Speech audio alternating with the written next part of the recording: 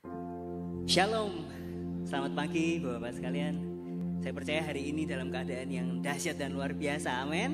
Amin. Saya mau ajak setiap kita bangkit berdiri. Hari ini kabar baik bagi setiap kita bahwa telah bangkit dan ada kemenangan bagi setiap kita, amin. Berapa banyak di tempat ini percaya bahwa Dia telah bangkit dan kemenangan ada buat setiap kita.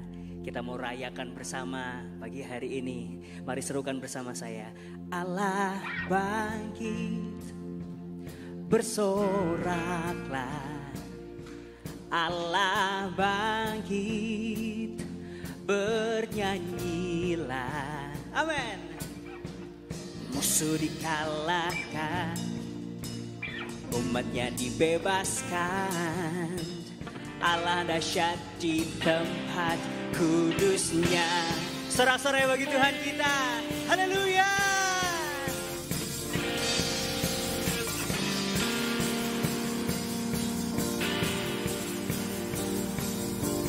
Allah bangkit, bersoraklah. Allah bangkit, bernyanyilah. Musuh dikalahkan, umatnya dibebaskan. Allah dahsyat di tempat kudusnya.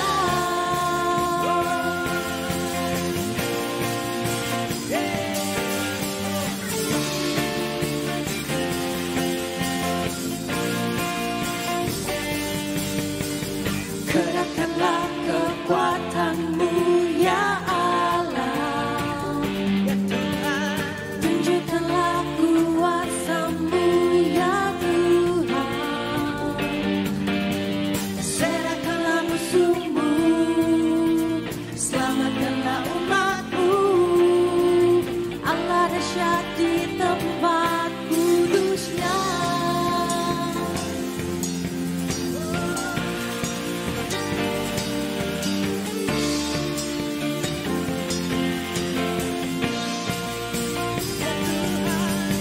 Kerahkanlah kekuatan-Mu ya Allah, tunjukkanlah kuasa-Mu ya Tuhan.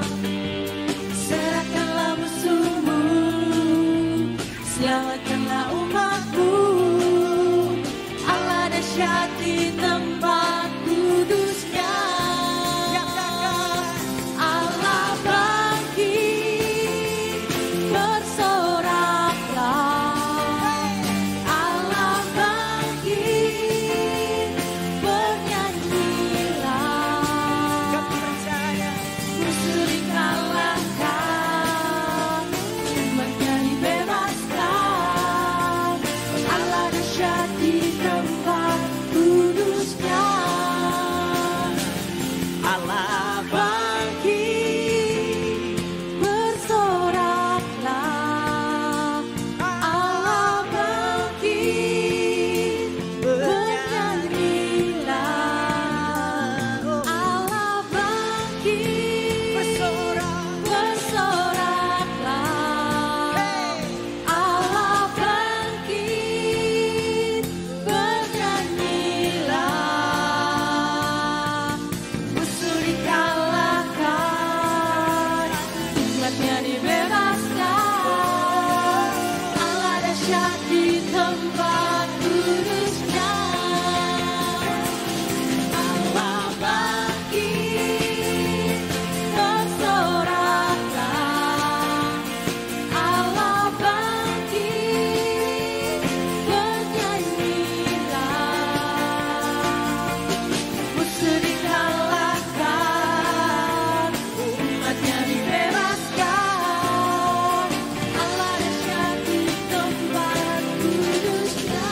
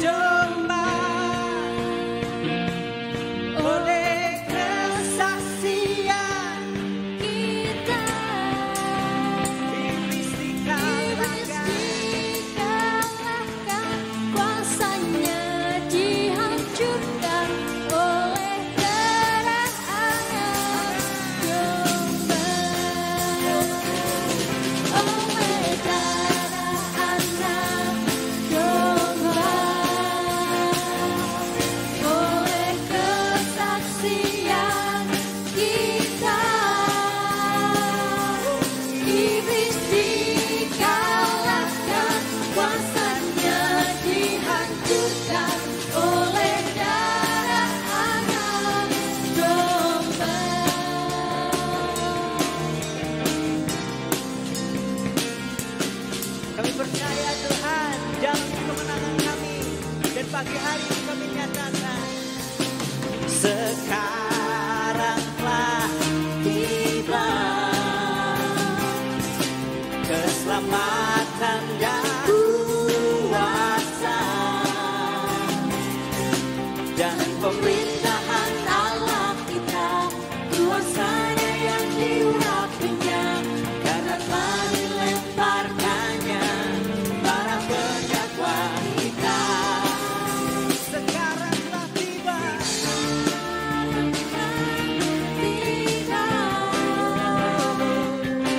keselamatan dan kuasa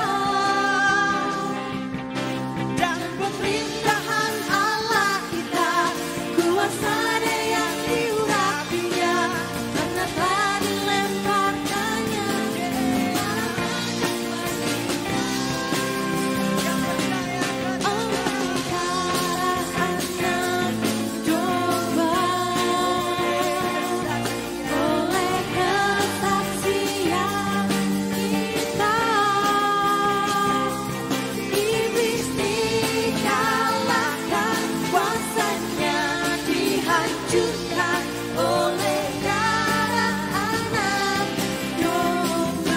bersama-sama, mari katakan oleh darah anak.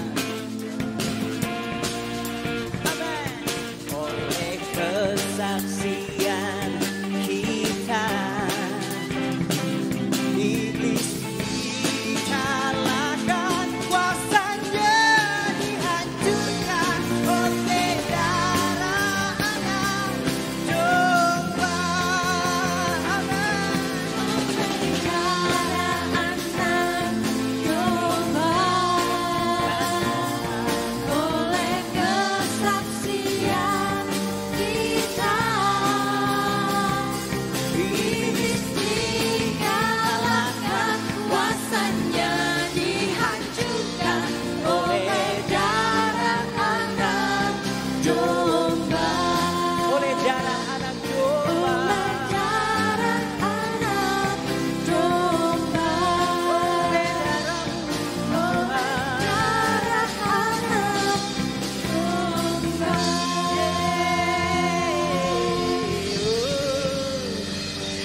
Kami percaya Tuhan, kuasa darah-Mu menyelamatkan umat-Mu di tempat ini. Hari ini Tuhan, hari ini kami mau hadapkan semuanya, biar jadi persembahan yang harum setiap hidup kami. Penyembahan kami hari ini Tuhan, Engkau pandang baik di hadapan-Mu. Kami percaya Tuhan, Engkau Tuhan kami yang baik, Engkau Tuhan kami yang dahsyat. Terima kasih Tuhan, terima kasih. Terima kasih Tuhan.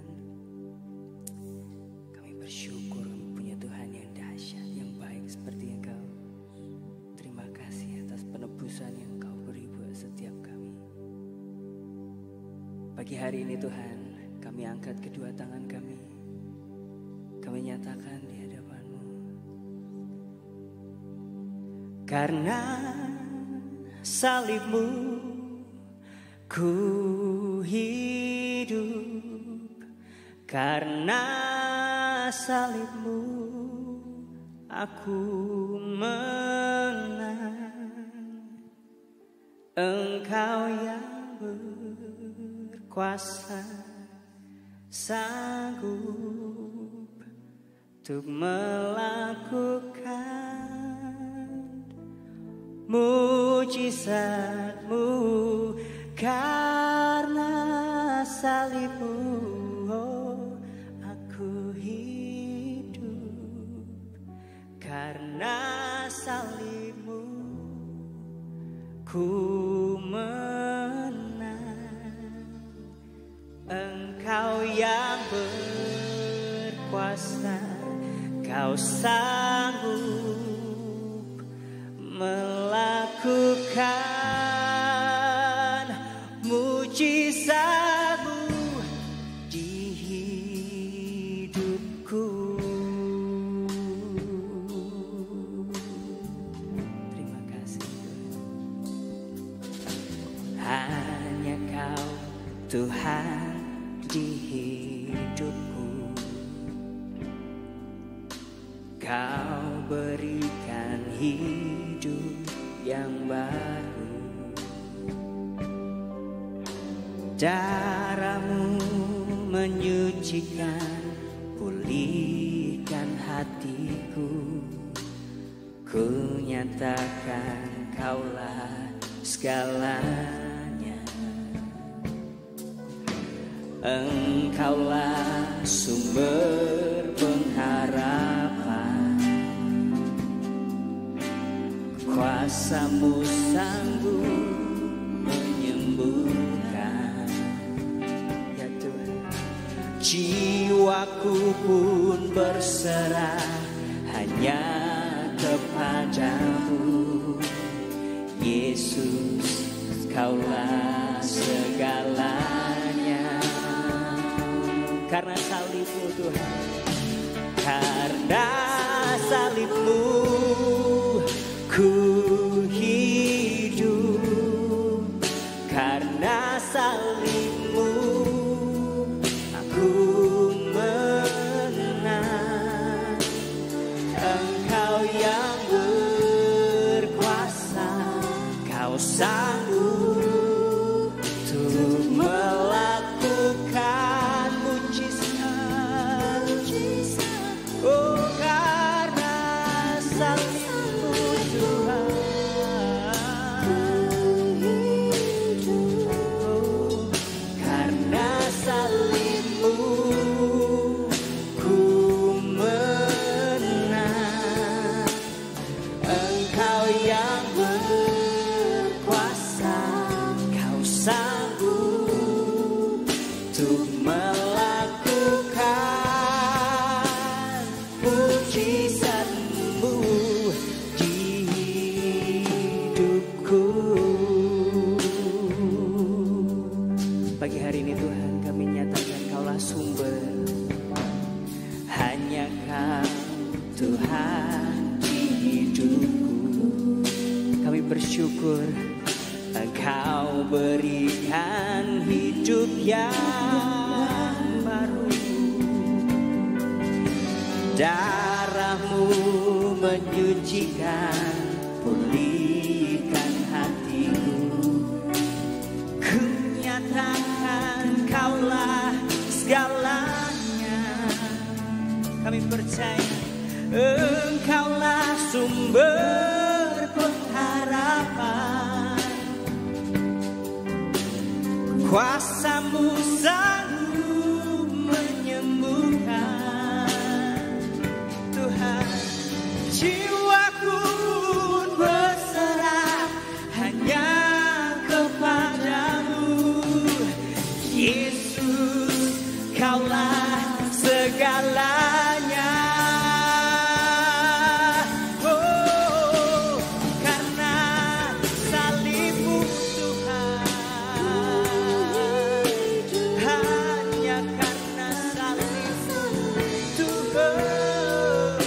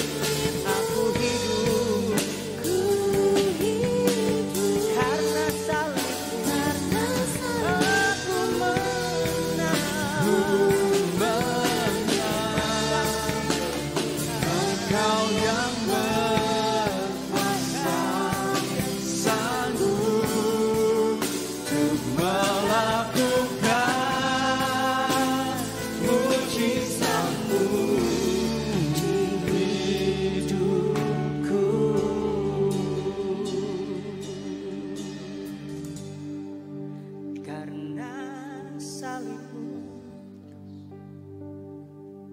ku hidup, karena salibmu aku menang. Engkau yang berkuasa, sanggup untuk melakukan mujizat-Mu. Karena salibmu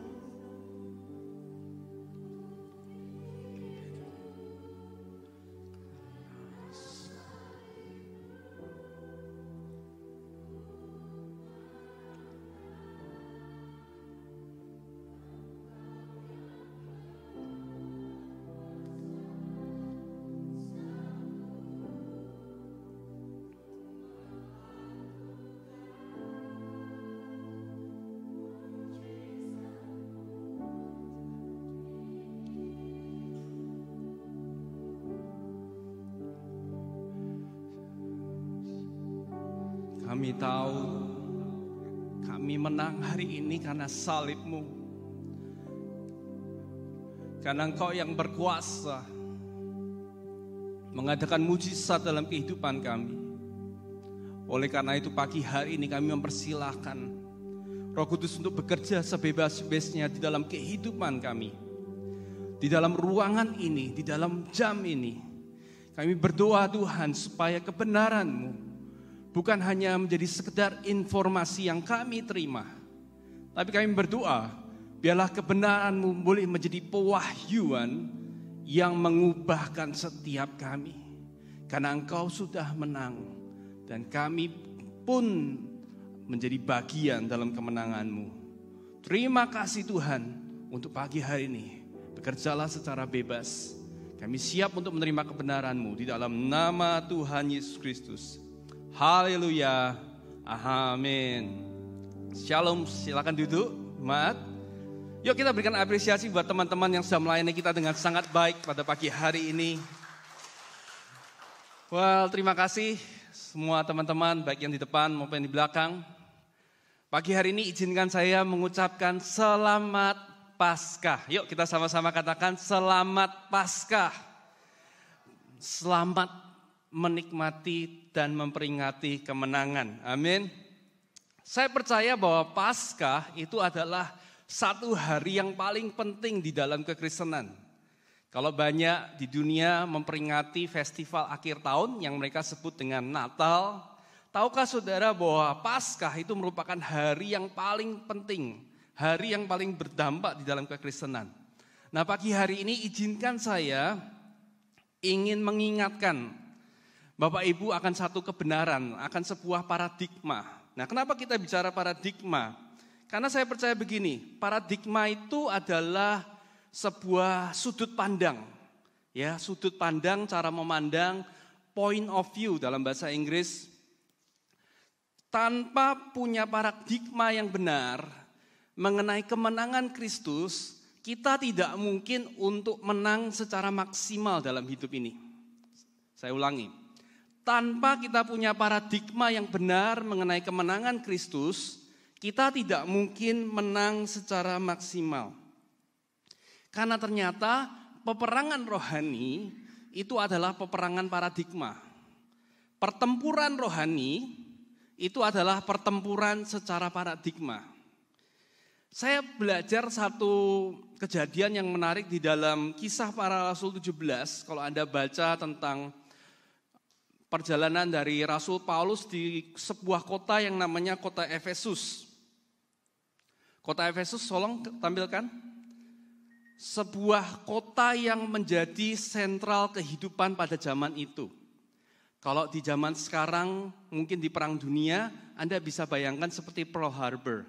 Begitu Pearl Harbor itu jatuh ke Jepang, langsung seluruh Asia Pasifik dikuasai oleh Jepang. Kota Efesus itu adalah kota yang seperti itu signifikannya. Kota Efesus ada di negara Turki zaman sekarang, di mana Eropa bertemu dengan Asia. Jadi ini satu kota yang sangat amat penting. Sangat amat penting. Eropa ketemu dengan Asia. Tengahnya itu namanya Asia Minor atau Asia Kecil. Jadi begitu istilahnya Paulus memenangkan pertempuran di Efesus, itu adalah kuningnya telur. Saudara kalau ngocok telur, kalau disebut kuningnya telur, begitu kuningnya pecah, apa yang terjadi? Telurnya berubah menjadi semuanya merah. Enggak, jadi kuning, betul? Semuanya jadi kuning semua. Begitu juga dengan Efesus. Begitu menang di Efesus, seluruh Eropa, seluruh Asia mendengar pemberitaan dari kebenaran Tuhan Yesus. Itulah luar biasanya. Dan saya belajar dari sejarah bagaimana Rasul Paulus bahkan dia itu juga memakai metode yang sama seperti gurunya, yaitu Tuhan Yesus. Memilih 12 murid dan kemudian memuridkan 12 ini untuk kemudian menjadi pengikut-pengikutnya di kota Efesus, mulai dari Efesus. Di Efesus dia berhadapan dengan yang namanya the unknown God. Allah yang tidak diketahui. Silakan gambarnya. Gambar ini mereka suka berkata bahwa kita menyembah Tuhan yang tidak kita ketahui. Nah, dia masuk dengan sebuah paradigma. Hei, kota Efesus, tahu enggak bahwa Tuhan yang kalian bilang Tuhannya tidak dikenal, itu adalah Tuhannya saya. Tuhan Yesus Kristus. Wah, orang Efesus di sana adalah kota yang sangat maju. Ya, kalau ibarat kota sekarang mungkin ibarat Singapurnya Asia. Ini kota yang paling maju, yang paling menentukan seluruh benua. Begitu mereka dengar bahwa yang dimaksud dengan Tuhan yang tidak dikenal adalah Tuhan Yesus, mereka kaget. Pada waktu paradigma mereka berubah, semua kota Efesus dimenangkan. Dan sejarah mencatat bahwa jemaat Tuhan di kota Efesus itu gereja mencapai jumlah puluhan ribu jemaat. Pada waktu penduduk kota Efesus itu hanya hitungan ratusan ribu, saudara. Bayangin, hampir sebagian besar itu adalah jemaat dari satu gereja. Itu luar biasa. Nah, oleh karena itu pagi hari ini saya ingin sekali kita mengingatkan saudara tentang sebuah paradigma dari Paskah. Bahwa di dalam Kristus, kita ini bukan berjuang untuk menang. Kita di dalam Kristus bukan berjuang untuk menang, tapi kita berjuang dari kemenangan.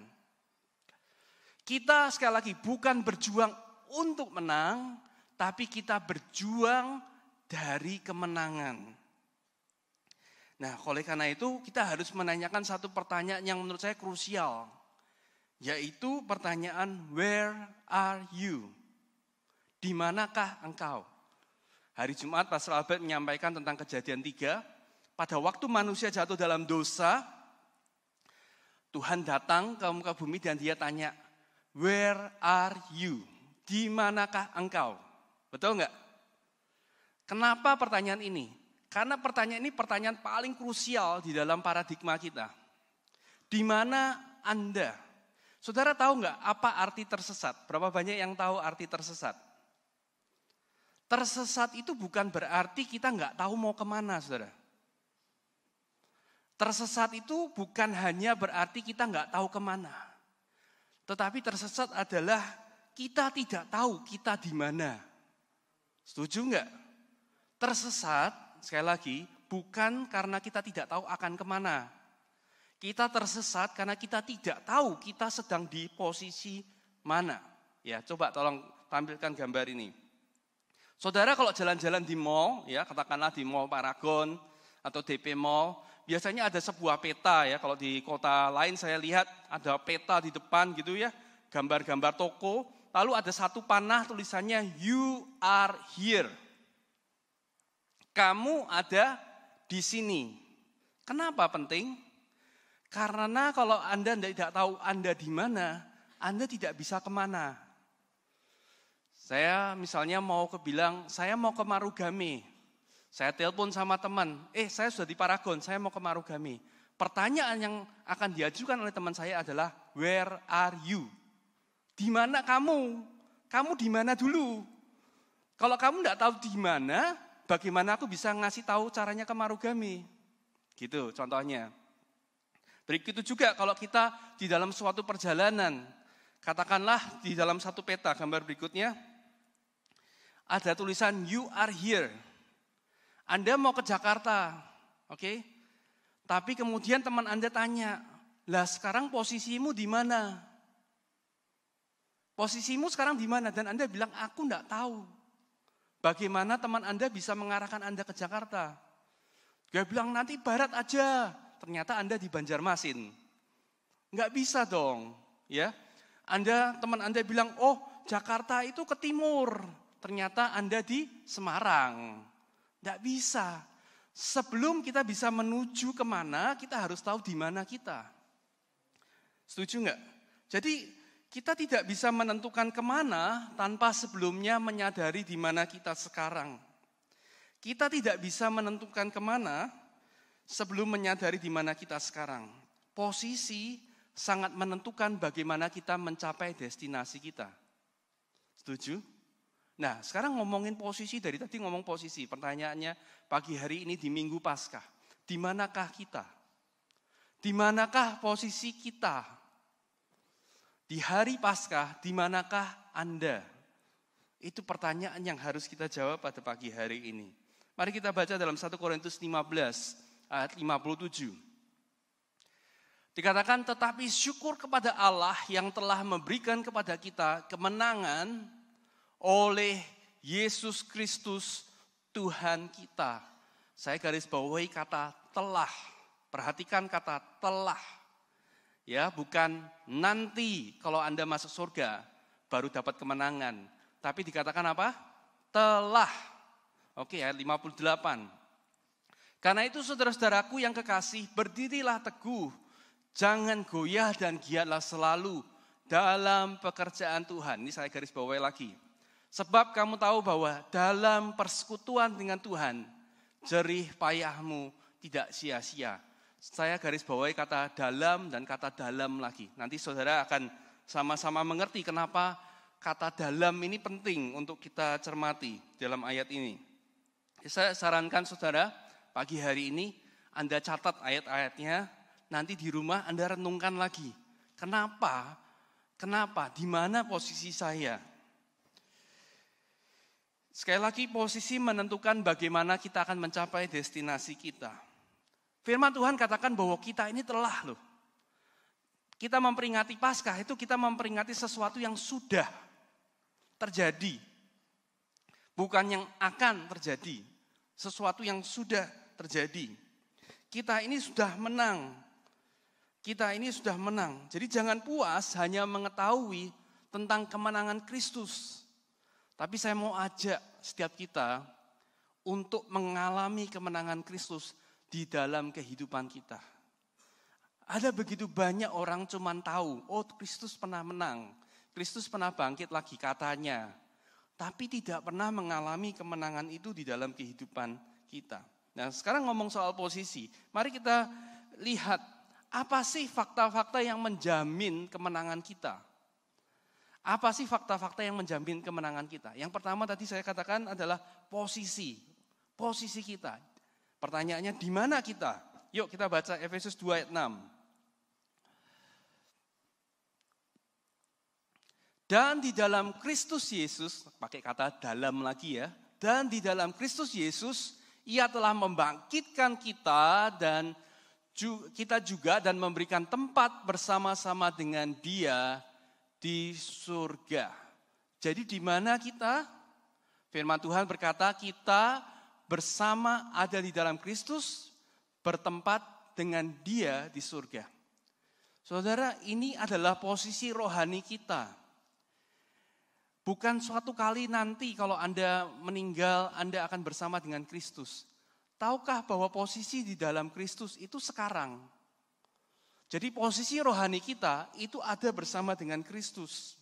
Lebih jelas dalam Kolose 3 ayat yang 1.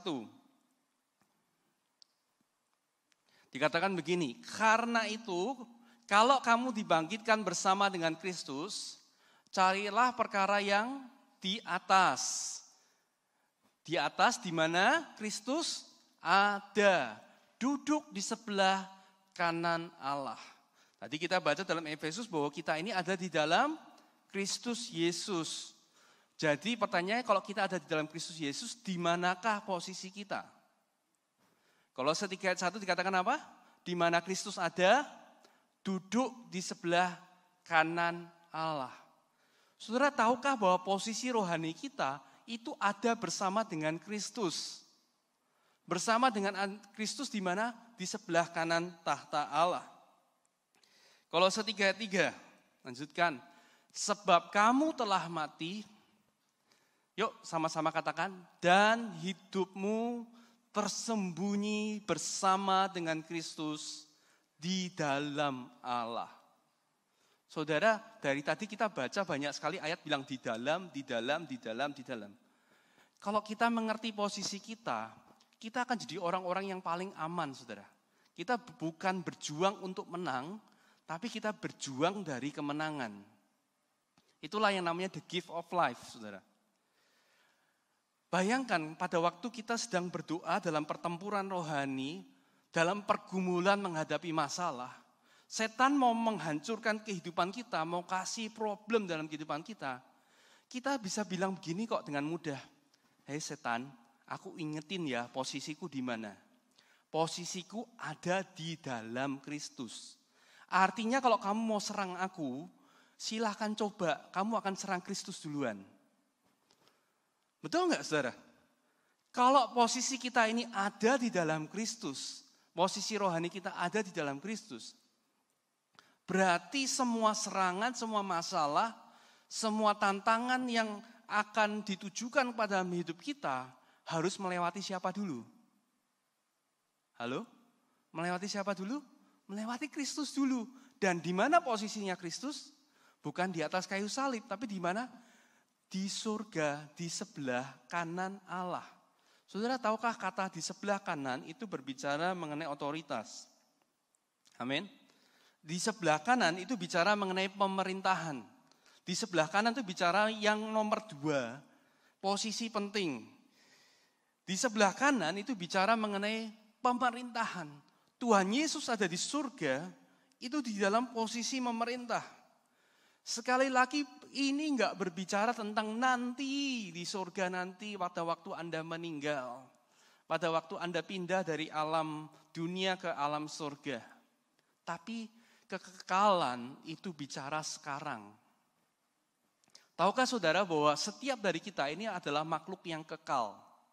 Begitu Anda menerima Tuhan Yesus sebagai Tuhan dan Juru Selamatmu, rohmu itu dilahirkan kembali.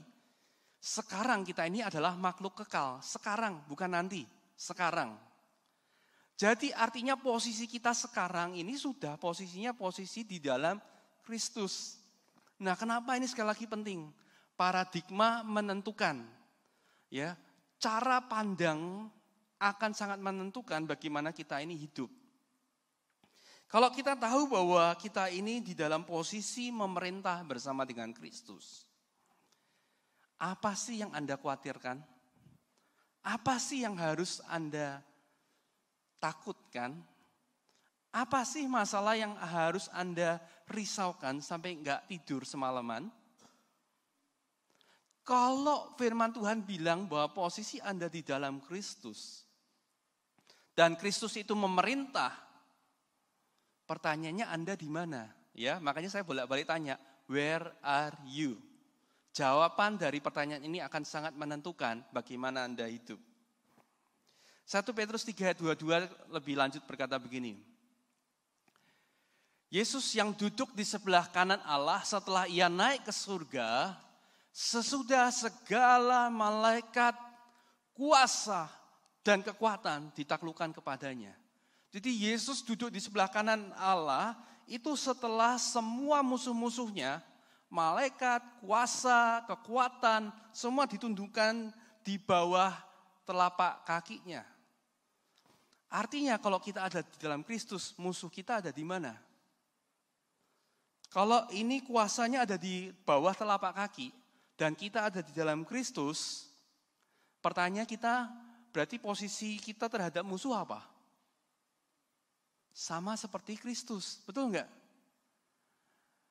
Amin. Sekali lagi, paradigma, cara Anda memandang, itu akan menentukan kehidupan. Saya berdoa pagi hari ini, saya berdoa, Roh Kudus bantu saya. Kenapa? Karena efektifnya pesan ini tidak tergantung bagaimana saya menyampaikan saja. Tapi bagaimana Roh Kudus itu mengungkapkan dalam kehidupan kita masing-masing. Percayakah Anda, ya, berita yang terlalu bagus mungkin kedengarannya, bahwa Anda itu sudah menang. Anda itu bukan berusaha untuk menang, Anda itu sudah menang di dalam Kristus. Kalau kita bicara contoh sederhana aja ya, berapa banyak dari Bapak Ibu yang suka filmnya Jackie Chan? Ya, silakan. Fotonya. Kalau Anda lihat film ini, gambar film, poster film ini, saya mau tanya. Anda nonton di bioskop XX1, XXI, Anda nonton film dengan poster ini, saya mau tanya, ending ceritanya siapa yang menang? Halo? Yang menang siapa? Ini filmnya Jackie Chan. Apakah Anda akan masuk, beli tiketnya, terus Anda berpikir, aku bergumul, kira-kira nanti siapa yang akan menang ya? Kira-kira nanti Jackie Chan bisa menang apa enggak ya? Terus Anda nonton filmnya, wah musuhnya garang-garang, musuhnya mengerikan, dikeroyok begitu banyak orang. Terus Anda berpikir, aduh aku cemas sih, Jackie Chan menang enggak ya? Jackie Chan akan menang enggak ya saudara? Menang enggak ya? Anda bayar filmnya untuk nonton siapa? Jackie Chan, betul? Anda sudah tahu bahkan sebelum filmnya mulai, yang menang bakal siapa? Betul? Bahkan di dalam film dia hampir mati, hampir tenggelam, semaput, mau koma, mau ceritanya apa aja terserah. Endingnya apa? Endingnya dia yang menang. Karena apa? Ini filmnya siapa? Filmnya Jackie Chan. Pertanyaannya, sejarah ini sejarahnya siapa? Sejarah kita ini sejarahnya siapa? Saudara tahukah di dalam bahasa Inggris pakai kata history? History itu dari kata his dan story. Ceritanya dia, laki-laki. His itu siapa? His itu dia, Tuhan.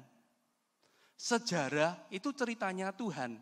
Kira-kira kalau ceritanya Tuhan, yang menang siapa? Sekali lagi saya tanya, kalau ceritanya Tuhan, yang menang siapa? Mestinya ya, logikanya begitu kan ya. Kalau kita nonton film Jackie Chan, yang menang siapa? Jackie Chan. Lah kalau nonton ceritanya Tuhan, yang menang siapa? Ya Tuhan dong. Kita kan nggak perlu bergumul. Nah sekarang pertanyaannya begini ya, dalam sisa waktu yang saya miliki begini. Oke Pak, saya yakin, saya percaya bahwa Tuhan itu sudah menang, bahwa saya ada dalam Kristus. Pertanyaannya adalah, kok kenyataannya dalam keseharian saya merasa kalah? Kok dalam kenyataannya, di dalam pergumulan, dalam pekerjaan, di dalam keluarga, kok saya sering kalah?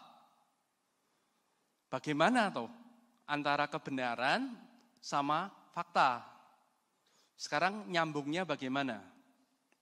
Saudara, pertanyaan yang bagus adalah bagaimana kita mengaktifkan kemenangan Kristus atau kemenangan di hari Paskah itu jadi kemenangan di dalam kehidupan kita. Sebetulnya ada dua ya, saya ingin sampaikan salah satunya pagi hari ini. Salah satunya adalah Mazmur 22 ayat yang ketiga. Mazmur 22 ayat ketiga, saya berdoa pada waktu kita mengerti satu prinsip ini, cara kita memuji Tuhan akan sangat berbeda. Yang kedua adalah tentang doa. Cara kita memuji Tuhan akan sangat berbeda. Mazmur 22, ini kayaknya salah nih.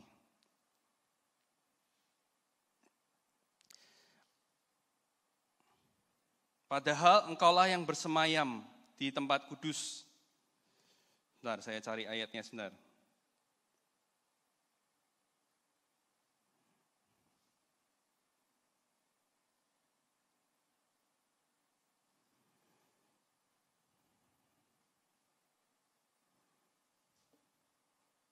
Iya betul, Mazmur 22 ayat 3, salah copy mungkin ya.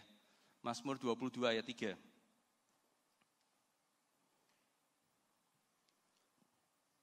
Mazmur 22 ayat yang ketiga. Salah copy mungkin ya.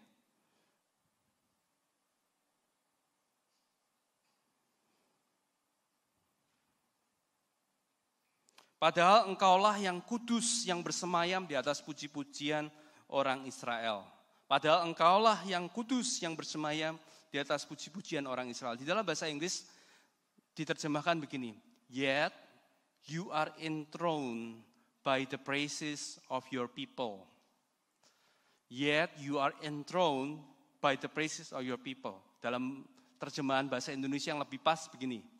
Tetapi engkau ditahtakan oleh pujian umatmu. Tetapi engkau ditahtakan.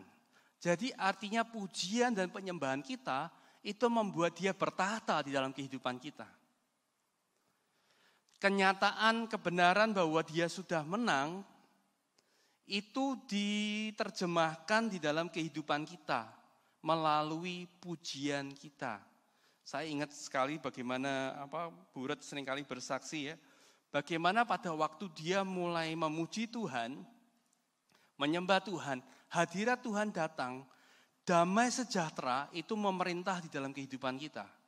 Pada waktu damai sejahtera memerintah dalam kehidupan kita, segala hal bisa dia lakukan, termasuk kesembuhan secara fisik. Ya, pada waktu dia itu dipuji dan disembah, dia itu bertahta. Jadi istilahnya dia itu ditahtakan oleh pujian kita. Oleh karena itu saya yakin sekali bahwa pujian itu bukan menyanyi, bukan sekedar menyanyi dan mengeluarkan suara. Anda bisa memuji Tuhan tanpa mengeluarkan suara. Anda bisa memuji Tuhan tanpa main musik. Tapi kalau memang perlu main musik, ya mainlah musik gitu loh. Tapi jangan sampai kita melakukan semua aktivitas, tetapi kita tidak memuji Tuhan. Memuji Tuhan itu artinya apa? Ya memuji, betul-betul praise. Kita mengagungkan Dia. Nah gini, kita memuji atau tidak memuji Tuhan, Tuhan itu tetap ada di tahta. Setuju enggak? Kita mau memuji atau tidak memuji Tuhan, Tuhan itu sudah ada di tahtanya. Tapi perbedaannya adalah kebenaran itu menjadi fakta di dalam kehidupan kita. Tuhan itu ditahtakan oleh pujian kita. Ya, pada waktu kita mengagungkan Dia, posisi kebenarannya itu menjadi posisi kenyataan dalam kehidupan.